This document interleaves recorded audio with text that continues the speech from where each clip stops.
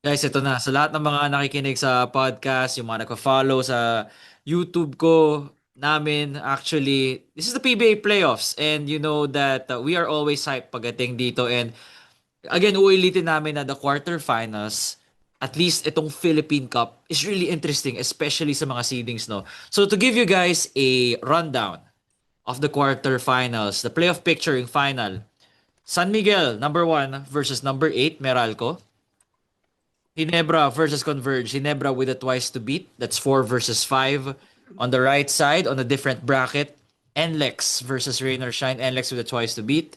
And then Magnolia, 3 versus 6 against the TNT Tropang 5G. And that is our playoff picture, the final 8 teams. And as Yes, always, sir. guys, hello, welcome, welcome. Greg here with Mario. And guys, if I may ask you, let's first start. San Miguel Meralco, how do we see this matchup playing out? Alam natin na walang Alain Maliksi. This is a All-Filipino Cup. Do you think San Miguel has that revenge factor in mind? Do you see them finishing this in the first game or aabot tayo ng second one? Bro, genuinely, tapos na yan. First Tapos, game pa bro. lang. First game pa lang, tapos na yan. Mm. SMB is local, ano, what's it called? All Filipino League SMB. It's that they're the ones to beat. Even if Meralco beat them last time, I don't give a shit. Uh, like, bro, we all know it runs through SMB and it will always run through SMB. We don't need to lie about that or we don't need to care about that, diba? So, in all honesty, it shouldn't be that hard for what is called. It shouldn't be that hard for SMB to beat Meralco right now. Meralco doesn't look very good, and SMB looks quite good. They've learned how to use Mawala Tautua again. Somehow they forgot for a while who Mo Tautua It's was. They Coach Leo, finally bro. remembered. Coach Leo yan. Siyempre, it's Coach Leo na ngayon. He has a full conference now of, getting acclimated. Kasi last conference siya na reinsert, di ba? It was midway when Coach George got fired. So, I think Coach Leo just You need a mean bit of time. relegated? You mean relegated or fired? Hey Sorry, now, hey wait, now, what's the right word? He got relegated, di ba? He's not fired because he's there. He's an assistant coach. hey That's the right now. term. He never Hindi. Ano tawag doon? Yung sa mga corporate talk, na-retranche siya, bro. Nalipat siya sa yeah. ibang branch. Laterally Na-retranche lang. transferred. Laterally transferred. Laterally transferred. Laterally transferred pala. Shout out mga ano dyan, mga corporate people na nakikinig. Bro, come on, you guys can't tell me you think Meralco I don't see it wins right the now. series. I don't Oh, see it without an Alain Maliksi. They don't look good. And really. San Miguel naman is playing really well. It's completely different. 180 yung itsura Yeah, ng San Miguel compared to syempre. Meralco. Graham, sorry. Hindi na si EJ Anosike yung ano dyan, yung import dyan. And all Philippines. Hindi na si Anosike yun. Kaya Hindi na talaga. si Cherosiki. EJ Adesico. Do you remember the saying na never ever underestimate the heart of a champion? That's what they're saying. Mm. Yes. I am underestimating the heart of a champion. I Bro, am this is over in underestimating. one game. No way San Miguel loses Yeah, this game. No way. To me, I'll say this. This is the most. I think Yeah. uh, in my years of watching the PBA, parang ito yung pinaka-balance yung all matchups. And this, in most conferences, will be the best quarterfinal matchup na. This to me is the most lopsided. So ganito kaganda yung ibang bracket or yung ibang series Mm. in the quarters. But Mm. this one for me is quick because Coach Leo, siya na to ulit 'di ba? So he knows how to use his Yes. guys. Ito yung mga uh, baka niya yung mga yun eh. kinuha na nila, bata niya yung mga yan. Oo. So Yeah. I think yung last conference was a coaching mismatch. Yung It really nag-champion si was. It Meralco. was ilang beses namin ulit ni Mario na ang layo ni Coach Nenad Luigi duo compared to a Coach George Gallant with, not sure kasi ano yung papel ng ibang assistant coaches with him on the helm. No, we don't know that. Diba? We're on the outside. But it looks like mas maganda yung mix and match ni Coach Luigi and Coach Nenad. Yeah, And, ayun ko.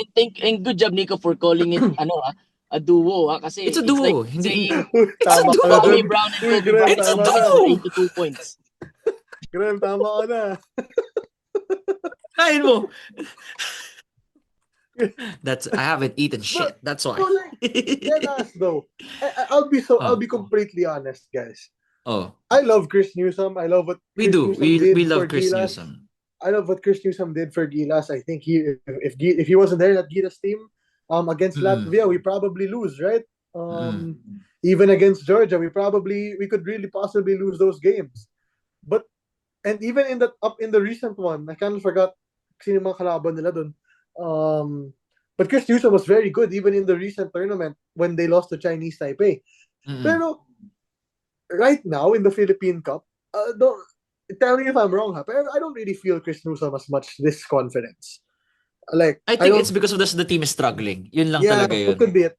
I think what is called when Meralco won the championship, you could feel Chris Newsom all throughout the conference, man. For Chris sure. Newsom was perennial MVP candidate, maybe even MVP winner if it wasn't for June Fajardo. I mean BPC winner. If it wasn't Mm. for June Fajardo, diba? I mean for Arvin. Sorry, was Arvin? I forgot. Anyway. So yeah, now that Chris and Meralco are struggling, dude, I don't really see any path for SMB loses. SMB loses this if Junmar Fajardo gets locked in his closet. Yun, ganun. Oh Alam mo yeah, yung yeah. Or sa, he gets injured, knock on wood though. We want a yeah. complete team para walang excuses lahat. Alam mo yung sinasabi nila kahapon? I don't know if you guys were keeping up with it eh. Yung sa Hmm. Alas Pilipinas, yung sinabi nila, ay naiwan namin si T4 sa banyo niya, hindi siya makalabas. Yung mga ganyan. T4. No, Ganon lang talaga. I was about to segue na Junmar Fajardo is the Nuenti big twin Yeah, of exactly. of San Miguel. Like they Yeah. have him, the other team don't, then they They win. win. Yeah. Oh. That's That's it. it. That's Move it, on. dude. Yeah, thanks for coming How to the do party.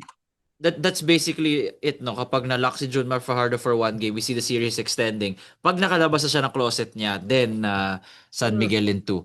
So a lot of things have to align for Meralco. Novena here. Um, Chris Newsom 60-point game. Marami. Bro, I don't wanna down, ano what's this called? They just Underrate Beralco. Pero man, SMB to eh. they Who's just ended up Yeah, they who's just SMB ended lost up to this conference? Converge and Magnolia? Did they yeah. lose Tama to ba? TNT? They lost to TNT from Yeah, what they I They lost to lost remember. TNT too. Converge, Yeah, yeah, Magnolia, yeah, and yeah. TNT. They First had of 3 all, losses. that game against Magnolia, I don't believe that game at all. Okay, yun yung una. Ang ka na Number two, naman. that game against Converge, pinagtripan nila yung first half. Ano gusto nila mangyari? And then a game against TNT, I don't really remember watching it if I'm being honest. But then, yun yung umulan ng tres si RR. Yeah. Ayun, I guess And that's si how Octana. Meralco. Yeah, and Calvin. So I guess that's how Meralco has a chance, man. Hmm. Get CJ Cancino red hot and get, I don't know, Johnson Rios hot. But bro, Johnson. I have to close this ay, 1-8 Yes. series. I have a bigger chance of hugging Bini Mika than Meralco beating San Miguel in ay, this ano ba? quarterfinals. Hey, man. Hey, Ano man. ba itong nadarama?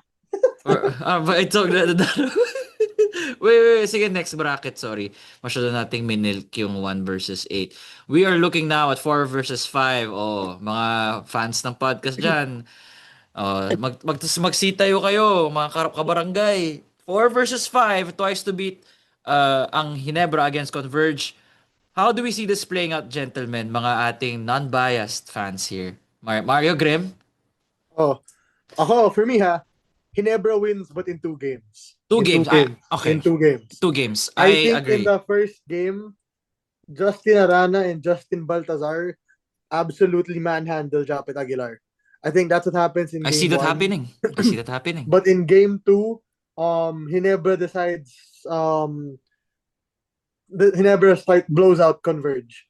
In terms of matchup, bro, honestly, it's not that bad of a matchup, if I'm being honest. It's nice. Johnny It's really Win- nice. For Johnny yes. Winston, I think, don't get me wrong, go with me on this, or think about this with me. Sige.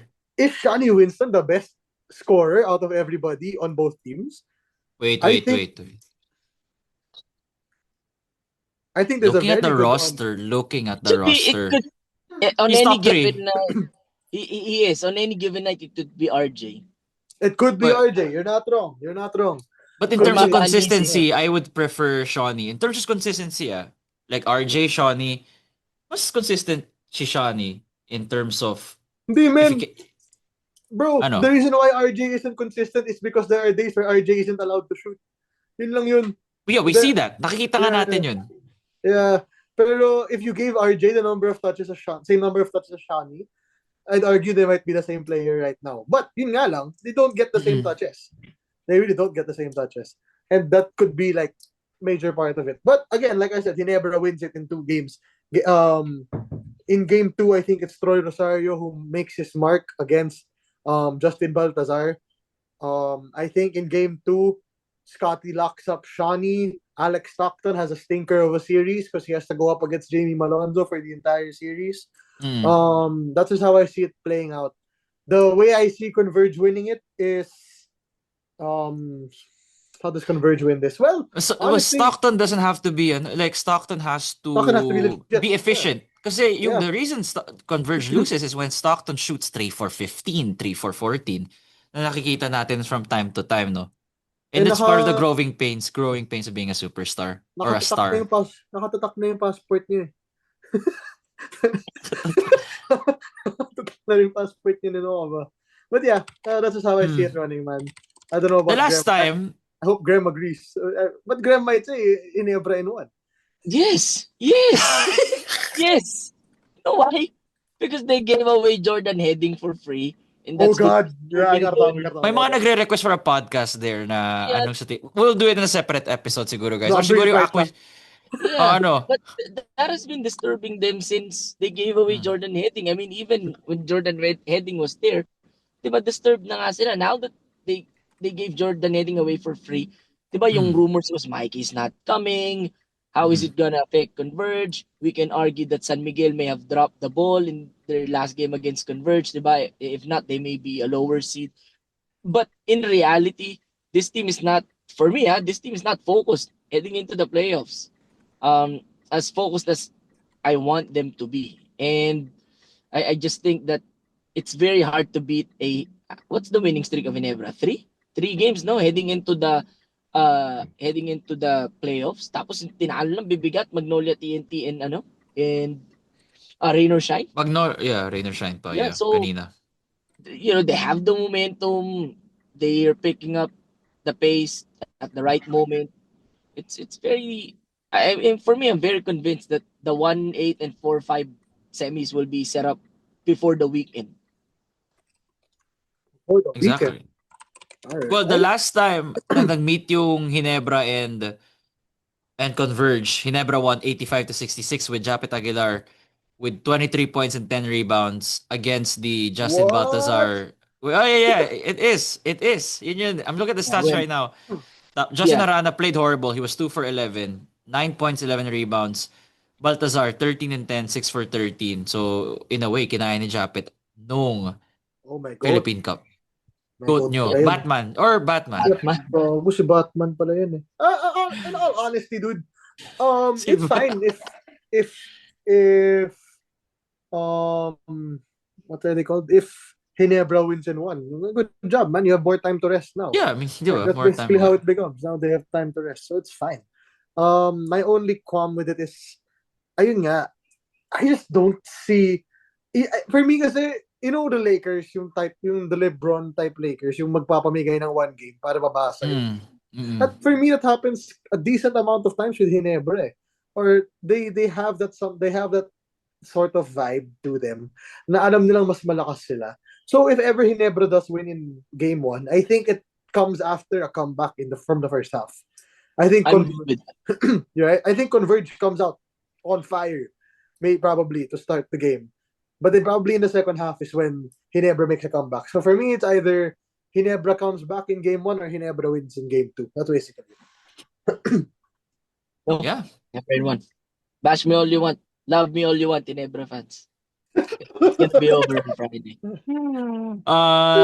Let's go move on to the other bracket, guys. NLEX won twice to beat versus Ross. And I'll start with this, no. If NLEX doesn't get this in the first game, Ross, if umabot tayo ng game 2, it will be Ross. But if game 1, really, NLEX has to close it out in game 1 because I don't see a Ross Avalanche being stopped in game 2. That's how I see them, no? And last time these teams met during this Philippine Cup, 109 NLEX, 95 Rain or Shine with Kalen Tiongson with 24 points and 7 rebounds. Anomaly of a game. Tapos sa NLEX naman, Cyrus Torres at 28, Bolik at 23. So, let's start with Graham, then Mario. How do you guys Wait, see this?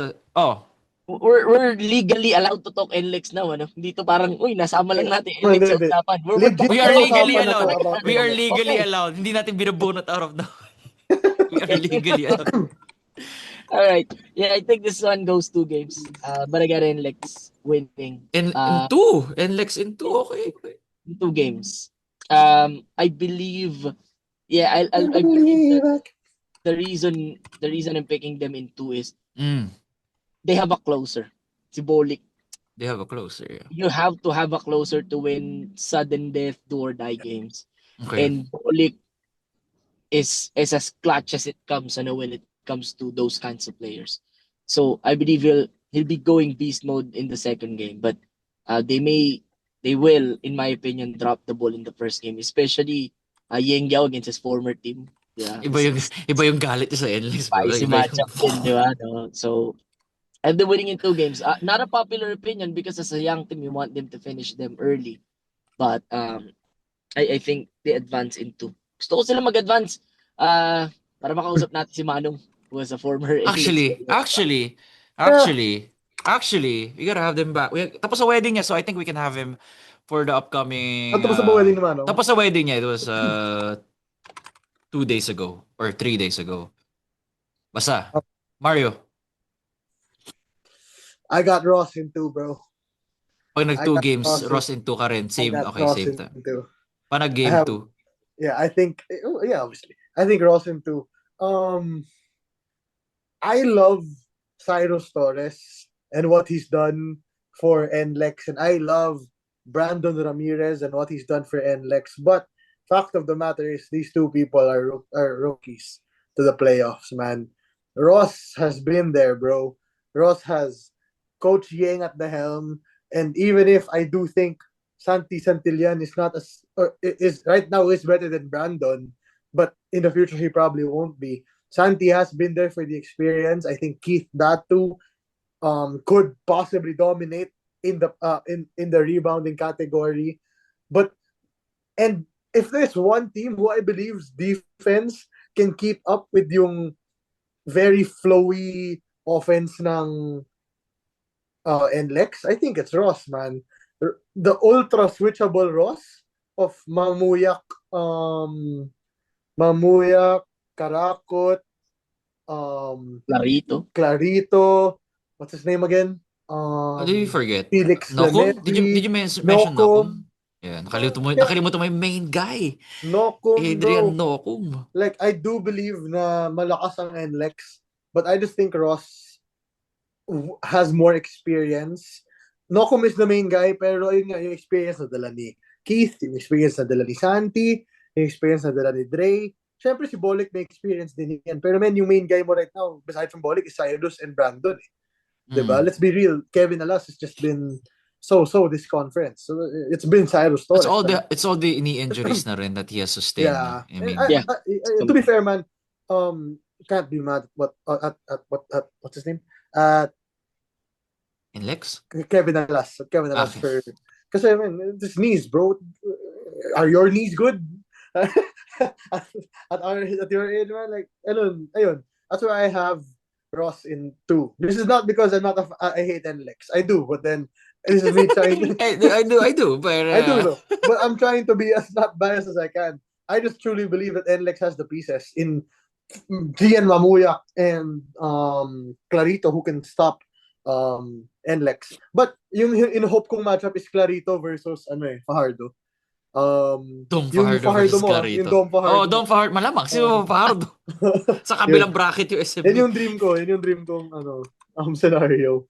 Yung Clarito versus Fajardo. Classic. That's Helter Skelter basketball there. Sa Phil Sports yung laro, Mario, not tayo game man kung pwede ka. That's beside your house. Oh yeah, dude, anytime. Yeah. I'll go anytime. Anyway, Then last na natin, Graham. Last na natin. We're not gonna go predict semis. We're gonna predict finals. We'll just do quarters lang.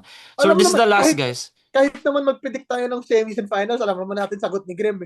No, no, no, no. Ano? No, I don't Magnolia! think right now, I don't think Holy! they'll win it all. Ginebra, no, I don't think they'll win it all. I Oh, have a really different, now? I have a Okay. different horse, but I'm not gonna say it. I'm not gonna say it. Sige, sige. Mamaya na yan. Ano na tayo? Nasa last ano na tayo? Magnolia versus TNT. Graham's favorite player, Paulie, there. Twice to beat. Against Bro, TNT, tropang 5G. Are we gonna see a different TNT here in the playoffs? Or is it we're gonna see the same exact TNT that's been up and down and trying to integrate new players against us here's what I'm Magnolia gonna team? tell. Here's what I'm gonna tell you. Mm. The hate watch that Ginebra fans will have this series will be through the roof. Like, So ikaw, you're no, I don't hate those teams. No, don't expose me. But bro, in TNT, tinik sa Ginebra over the past 2 years. Magnolia's been their rival. Imagine both of them nagkita in the quarters, di ba? the But I dream have matchup for Magnolia. you. This is for you parang pero Yes, yun yung pinagdasal mo. yes. But I have Magnolia winning in 2 games. Oh, okay. Oh, Yes. okay. Magnolia in 2 Yeah, for Graham. Why? considered, Why? well, Xavier well, Lucero. I Wait. think, No. Magnolia in 1. ay, Kasi twice to beat sila eh. So they will only take 1 yeah, game. Magnolia in Oh. 1. It means game 1 tapos na. no. TNT wins game 1 and then Magnolia. Ay, sorry. goes. Okay, yeah. Sorry, nalito ako. Yeah. So that's what you Yes, meant pala. Nalito na ako, sorry. You're 10:30 good. na, Alam mo, guys. I have a friend who got married earlier. Shout out to him, Jomar. Hmm. He's a diehard TNT fan. And pinag-uusapan namin, sabi niya, naglalaro daw silang Batak eh. And that guy is diehard TNT. He's just not a Ginebra hater at all. Talagang diehard TNT siya. And he said, lalaro daw silang Batak. So may have somewhere na TNT fan page that Fan Batak is healthy. So if he is, then it's going to be Abot ng tricky 2. to pick. Oh, and I think his presence alone may bring this to 2 games. So I got them winning. I got Magnolia winning it. I'm giving TNT 1 game. I don't think you can brush them out of the playoffs that easy. And shout out also to Patrick Tobias, Nico. I sent it to the group chat earlier. The partner of my supervisor. One of my supervisors. Yun yung nanood. Yung sana mong screenshot. Thank you. That guy was a TNT fan pala. Thank you so much for watching. Patrick Tobias or Tobias, I don't know how to pronounce the name properly, but that guy's a TNT fan. That guy was not my friend last conference. We are now because we're not gonna be seeing each other probably until the finals. But I have Magnolia winning in 2 games, mainly because they're the better team at the end of the elimination. And TNT has a lot of fixing to do. Literally fixing, not not hypothetically. But yeah, they have a lot of fixing in TNT, and I don't think they have the time to do it this conference. Oh, Mario, ikaw, ano sa'yo? And I said that with a bitter taste in my mouth. Magnolia advice. I think they're the semis. But here we are. Closet Bro, Paulie ako- fan ka lang eh. No. Hindi guys, sa tingin nyo ba, sa tingin nyo ba na punishment yung Magnolia jersey ni Graham? Hindi, guys. Ano lang Gusto niya yun, talaga yun. He's been waiting for a reason to buy lang. Kunyari, ayaw niya, Hinihintay lang niya. pero in truth, nililinis niya every Oo, night. Yes! Down. Bango. Sabi na nanalo Indiana. Yes! Ito na. Yo, go to hell. For me, Magnolia in 1. Magnolia in 1 ako. Oh, okay, so they finish it in 1 game. Alright, Yeah. for game 1, Here's it's why. done. Brother, every SMC team right now is not sasampalin kayo ni Coach ni Al Francis Chua pag natalo kayo sa TNT. Yun lang yun, man. If you give TNT any chance of life, the SMC Corp is gonna slam your head into the desk, man. If you have the chance to step on TNT right now and Tapusin mo na. the Grand Slam. Grand Slam. Tapusin mo na. Like, kahit anong gusto nyong gawin, kung may taya kayo, kung wala kayong taya, wala pa kayong SMC, basta talunin yung TNT, yun lang yun, man. That's why I think Magnolia wins in game 1. because You think it's a blowout? You think it's gonna be a blowout? I don't think it's gonna be a blowout. Because to be fair, when they played against TNT a few days ago, they could have lost that game. Yeah, If they only won by 5. I think 88-83 ata yun. yeah, Yeah, for yeah, some yeah. reason may problema yung Magnolia sa clutch. No? Lagi naman. Lagi naman. For I some mean, reason. hindi sila eh. But like, ayun, this is what I'm saying is like, Oh, SMC teams need to eliminate TNT right now. Kasi, let's be real ha. If, let's say, TNT advances, I think TNT beats either NLEX or Rain or Shine. I Either feel of the so. two, I feel Yeah. so also. especially kung NLEX yan, good luck. I felt that last conference, gano'n nangyari. Yeah, bro, It was exactly. TNT in 5 last time. Exactly. Last time. So, if TNT advances, they can beat NLEX or Rain or Shine quite easily. And then now you're in a scenario where it's between where you now have, if your SMC team loses, TNT wins the Grand Slam. Do you really think there's That's a right. chance in hell? There's no chance in hell. Magnolia is gonna be so focused on that TNT game on whenever it is. Sorry, I don't even know how to schedule this. That's But that's one of the meron. other Kailan ba, reasons. Grem? Sinare mo yung It's yung going to be lamination on, eh. it's on Wednesday, yung scan copy. But You that's the scan other copy. reason. If TNT beats Magnolia in 2 games, do you seriously think that NLEX will be on their way to the Grand Slam? I mean, blocking their way to get the Exactly. Grand Slam? No, it's red carpet. Go ahead, Exactly. sweep us, Yeah. TNT. Please, wag kayo Prepare for SMB or Ginebra, di ba? Yeah, biglang may back injury si Bolik pag nagkatapat yung Yes, NLEX sir. TNT, man. Like, that's Yes, how it's, sir. like, we're not trying to be rude. Actually, we might be, but I don't really, again, who cares? But, man, when NLEX and TNT will face off against each other, it's gonna be it's gonna be free, dude. It's gonna be free because you know the MVP camp wants TNT to win the Grand Slam. You know the MVP camp wants the first Grand Slam in how many years, bro? Walang Yeah. chance at all ang so even if TNT advances, I'm praying on Rain or Shine because I know Rain or Shine will care for all of those games, bro. Like, Yeah, that's how it's Rain or gonna- Shine will care for all of those games. yeah, Rain or Shine will care for all of the games. But yeah, I think it's Magnolia in 1 because they have no choice. Ako gusto ko Magnolia mag-advance para lumaban kami. And I Yeah, think that's lalaban I kayo, think man. lalaban kami Magnolia eh. Kami pride ng MVP bigla eh. Oh, Oo nga. go. Kasi out of everybody we predicted, it's been SMC teams. We said San Miguel, Yeah. we said Ginebra, we said Magnolia. Actually, no choice si Boss MVP. Yeah. Let's put our money on NLEX. Biglang matrade bigla si Jordan Heading to NLEX also. You don't know. Biglang binigay. Biglang binigay. Pinarental. Player rental. Poy Eram, welcome to the NLEX Road Warriors again. Calvin Oftana, look for your NLEX jersey. Yes. Come You home. know, yeah, alam mo yun, like, dude, it's like that. But I wanna add this before we go. We talked about this before, yung Converge TNT trade. Putek, man. If you're Converge, genuine question. Why are you trading Jordan Heading if you aren't sure Mikey Williams is gonna sign a contract? That's Yun yung crazy. genuine Hanggang question nagulat ko. ako. Eh di sana pinamigay mo si Jordan sa Blackwater for Bearfield or go to send it, who can you trade for?